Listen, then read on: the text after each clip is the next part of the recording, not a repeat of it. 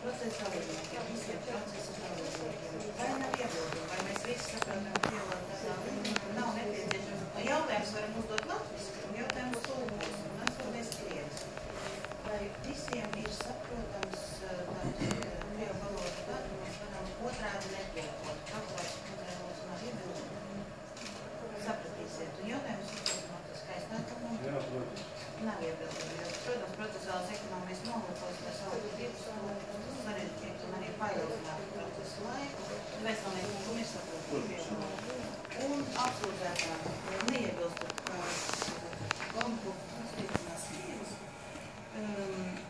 tad izstāstiet, lūdzu, no paša sākuma, kad jūs sākāt saņemt šīs iezīmes. Par lietas apstākļiem, kur attiecas uz lietu, ko jūs uzskatāt par nepieciešamu paust piesaist, kā cietušais, jo saskaņā ar jūsu iesniegumu lūgumu uzsākt kriminālu procesu, šis kriminālu process ir uzsākts. Un, protams, īsiņu saturs, kas tika pausts lēmumā par krimināllietas nodošanu tiesā, ir pietiekami nopietnas, lai varētu saprast, ka šāds iesniegums ir tapis, izstāstīt, kādi bija apstākļi, kad jūs sākāt saņemt šīs īziņas. Klausos uzstāstīt, kā представить. 2 августа 2012 года мы были во Франции, прилетели в этот день. Я получил первый СМС, там показания указаны какой, да, с незнакомым мне номером. В связи с тем, что я, не знаю, вот из языка, не обратил особого внимания. Потом я получил следующий СМС. У меня был в этот момент хозяйственный спор в суде, да, с компанией Modern Co, которая представляет Демина.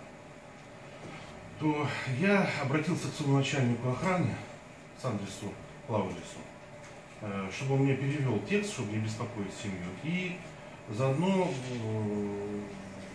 передал этот текст, этот СМС своему, не своему, а юристу, который сопровождает наши хозяйственные дела, в работе фирмы, да? Не в судах, а именно в работе фирмы. Вот. И хотел узнать его мнение. Они между собой, они так как не знакомые, они между собой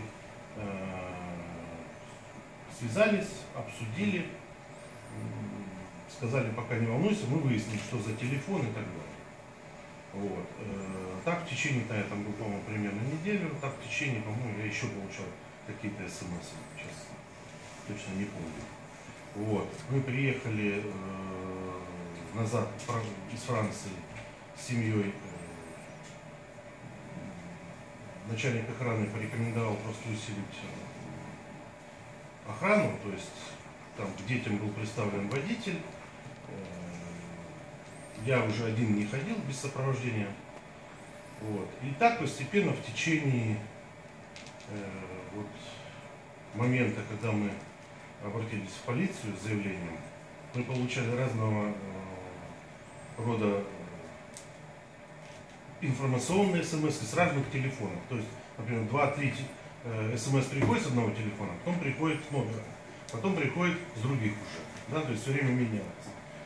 Вот. Мы выяснили, что это происходит из Мадонского района по описанию человека, который якобы занимается вне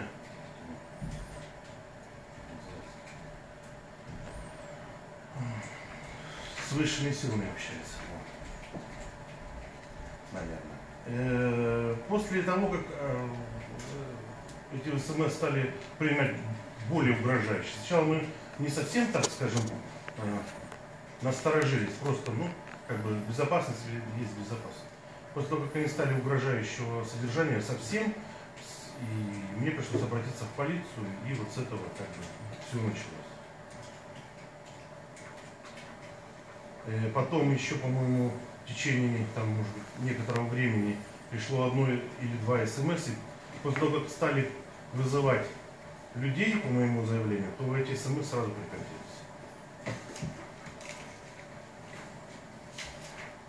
Vēlreiz kad viņas pārtraucās, когда они прекратились?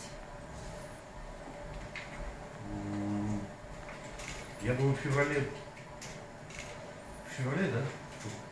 13 года, да? Tad cik ilgā laika posmā jūs saņēmāt šīs līdzības? Ну вот лето и осень, и начало зимы. 12-13 год. Cik apmēram kopā jūs saskaitījāt? Nu, tā es saprotu, ka ir no... Примерно около 30. Apmēram 30 līdzības. Они все зафиксированы полицией, сняты, ну, показания. Tātad jūs jau teicāt, tātad jūs pirms vērsāties pie apsardzes priekšnieka, tad pie jurista, bet no ģimenes locekļiem, kam vēl jūs stāstījāt par šādām līdziņām? Ну, после того, как ну, я понял текст какой, да, я уже рассказал жене. Sievai pateicāt. Kad apmēram pateicāt sievai? Вот тогда находясь во Франции. Un kad jūs bijat Francijā tieši 12. gada? В 2012 году, по-моему, со 2 по там, 8, наверное, августа. Tad sieva arī uztraucās, sieva arī lasīja šīs īziņas un zināja tos apstākļus. Естественно, она попросила, что она вообще сказала, что давай отсюда уедем из Латвии хоть на время какое-то.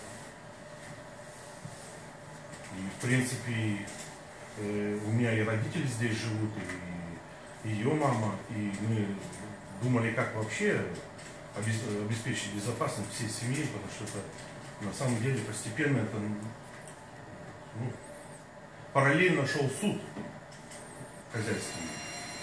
И это было связано со всеми лекциями, которые...